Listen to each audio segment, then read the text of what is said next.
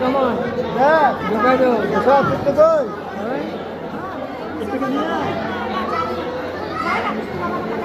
এই যে বসে পড়েছি 8 জোর পৈতের এই প্লেট বার করলাম। চলুন মেনু কার্ডটা দেখা যাক।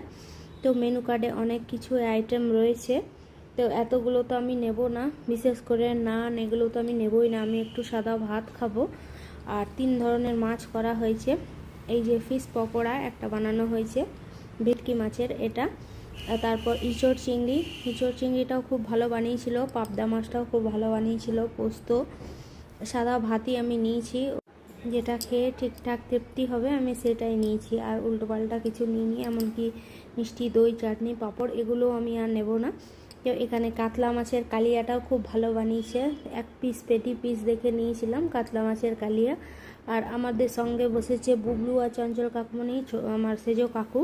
তো কাকু একদম ফুল নিরামিষ, কাকু কিছু খায় না। তো বুবলু এখানে বসেছে আর একটা মাছ।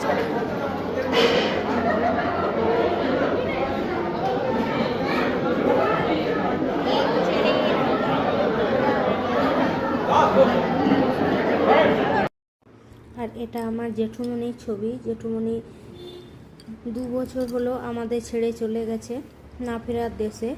তো জেঠুমনির এই ফটোটা ফুল দিয়ে সাজিয়ে সামনে রেখেছে।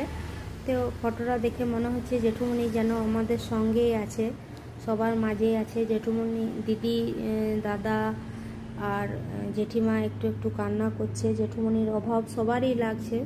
জেঠুমনি আমাদের ঘরের সবারই বড়। এখানে জেঠুমনির ফটোটা নিয়ে আমি একটু ছবি তুললাম। সবাই তুলেছিল ছবি। ওই যে দিদিরা কাঁদছে, জেঠিমাও একটু কাঁদছে।